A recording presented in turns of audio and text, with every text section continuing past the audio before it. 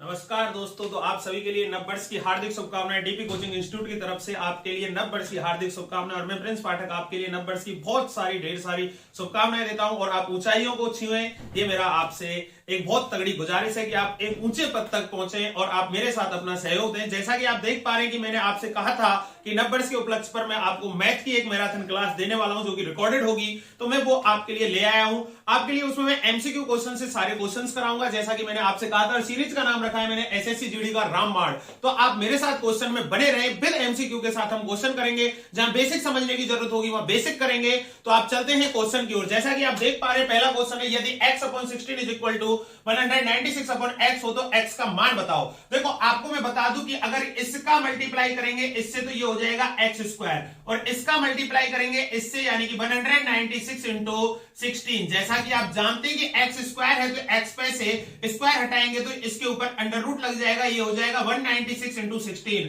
अब आपको इन दोनों का मल्टीप्लाई करने की जरूरत नहीं है। अगर दोनों आपस में वर्ग बन रहे हैं, अगर दोनों आपस में वर्ग बन रहे हैं तो आप वर्ग निकाल लो और रूट हटा दो। जैसे कि 196 जो है वो 14 का है और 16 जो है वो 4 का है, तो x का 14 चौका 56, यानी कि आपके पास x की वैल्यू निकल के आ गई 56। ऑप्शन नंबर ए इसका करेक्ट आंसर है। तो मैं आपको प्रत्येक क्वेश्चन एमसीक्यू से कराने का वादा किया, आप मेरे साथ बने रहे, एंड तक लगा रहे। लगा अगला क्वेश्चन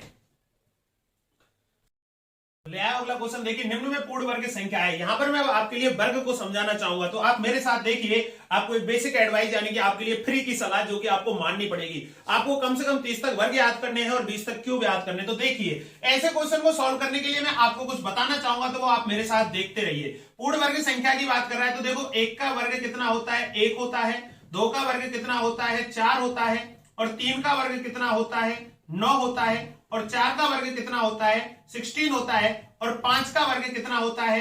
5 का वर्ग जो होता है वो आपका 25 होता है। और 6 का वर्ग जो होता है वो कितना होता है? 36 होता है। 7 का वर्ग जो होता है वो कितना होता है? 49 होता है। 8 का वर्ग जो होता है वो कितना होता है?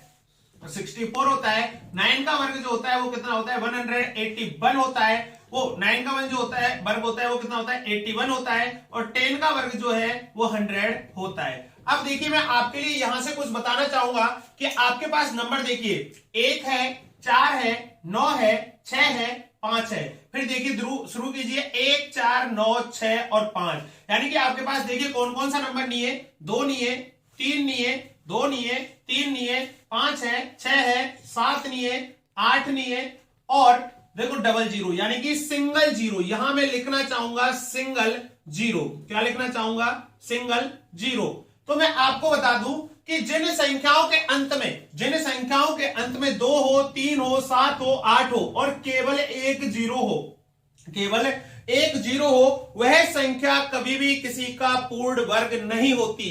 यानी कि आप क्या लिखोगे? जिन संख्याओं के अंत में 2 हो, 3 हो, 7 हो, 8 हो और सिंगल जीरो हो, वह संख्या कभी भी किसी का पूर्ण वर्ग नहीं होती। तो इस क्वेश्चन को देखिए, देखो 8 किसी का भी पूर्ण वर्ग नहीं हो सकती क्योंकि 8 है।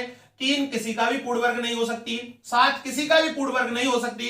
तो हमारे पास कौन सा ऑप्शन बन गया? ऑप्शन नंबर सी, 7056 जो है पूर्ण वर्ग संख्या है। तो मैंने आपसे क्या कहा था कि बेसिक से समझाते हुए चलूंगा। आप क्वेश्चन को ना देखें, क्वेश्चन में ट्रिक को समझें, क्वेश्चन के अंदर बेसिक को समझें। तो इसका जो ऑप्शन नंबर सी है वो 7056 इसका आंसर होगा। तो क्या है यहां पर कि जिन संख्याओं के अंत में 2 हो, 3 हो, 7 हो, 8 हो, वह संख्या कभी भी किसी का क्या नहीं होगी? पूर्ण वर्ग नहीं होगी। तो आपको यह समझ में आ गया होगा। लगा अगला क्वेश्चन ले आया। अगला क्वेश्चन देखिए, अब आपको सेकंडों में क्वेश्चन मिलेगा। √4 प्लस √44 प्लस √10,000 का मान क्या है? ऐसे क्वेश्चन को सॉल्व करने के लिए आप पीछे से देखिए, ये किसका रूट है? ये हो गया 100 का। प्लस में ये 44 किसका है? इसको इसमें ऐड कर दो। 100 प्लस 44 हमें नहीं पता, यानी कि आपके पास आ गया 144, जो कि कितने का है? 12 का। ऐड करते हो आप उसका वर्ग निकाल दो। चलो 12 के बाद ये बच गया 4, 12 में 4 को ऐड कर दो, कितना हो गया? 16, जो कि कितने का है? 4 का। आपके पास इसका आंसर आ गया ऑप्शन नंबर सी। देखिए √49 7 का, 7 में 29 ऐड करो, कितना आ गया? 36, जो कि कितने का होता है? 6 का। 6 में 19 ऐड करोगे तो कितना आ जाएगा आपके पास? 25, जो कि कितने का है? 5 का।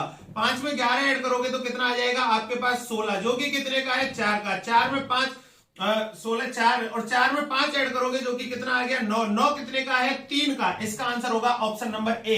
देखिए सेकंडों में आंसर आएगा, पीछे से सॉल्व करते हुए चलिए, भर के निकालते चलिए और आगे वाली संख्या को जोड़ते चलिए, आपके पास आंसर आ जाएगा। लगा अगला क्वेश्चन। अगला क्वेश्चन देखिए, √2 प्लस √2 प्लस √2। अगर कोई भी एक संख्या लगातार इनफाइनाइट तक दे रखी हो तो ऐसी संख्या का हम दो तरीके से क्वेश्चन कर सकते हैं। यानी कि एक तो आपके पास इसका सीधा सा आंसर है कि इस संख्या में वह संख्या जोड़ो जिससे वह संख्या किसी का वर्ग बन जाए, छोटी से छोटी। तो 2 में 2 जोड़ू तो क्या आ जाएगा 4, तो 4 वर्ग है, तो इसका आंसर हो जाएगा 2। जैसे ये 20, 20 में क्या जोड़ू 5, तो क्या हो जाएगा 25। तो आपके पास इसका आंसर कितना आ गया 5। एक तो आपके पास ये ट्रिक है, और दूसरी ट्रिक जो है वो ट्रिक ये है कि इसके दो ऐसे टुकड़े करो कि दोनों के बीच 1 का अंतर हो, जैसे 1 और 2। अगर आंसर में, अगर क्वेश्चन में प्लस का साइन है तो बड़ी वाली संख्या, ऐसे इसके 5 और 4। अगर क्वेश्चन में प्लस का साइन है तो बड़ी वाली संख्या, आंसर नंबर बी 5, और इसका 5 हो जाएगा, इसका 2 हो जाएगा। लगा अगला क्वेश्चन। ले आइए अगला क्वेश्चन। देखिए √56 प्लस √56 प्लस √56। मैंने आपसे क्या कहा था कि इस संख्या में वह संख्या जोड़ो कि ये किसी का वर्ग बन जाए। अगर मैं 56 में 8 जोड़ू तो क्या हो जाएगा 64, और 64 किसका वर्ग होता है 8 का। लगा ऑप्शन नंबर सी।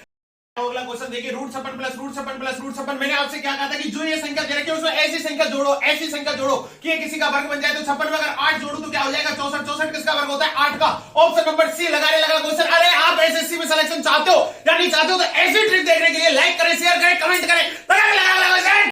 अगला क्वेश्चन देखिए, √420 माइनस √420 माइनस √420 माइनस √420, और ये भी माइनस डैश डैश डैश, आगे तक ये संख्या जारी है। अगर आपको ऐसी संख्या दी हुई हो तो मैंने आपको ट्रिक क्या कहा था कि इस 420 के ऐसे टुकड़े करो कि दोनों के बीच 1 का अंतर हो। तो 20 × 21 करूंगा तो कितना आ जाएगा 420। 21 दूनी 42, 420। मैंने क्या कहा था कि माइनस की संख्या हो तो छोटी वाली संख्या आंसर होगी, तो आंसर 20 इसका क्या हो गया, आंसर हो गया।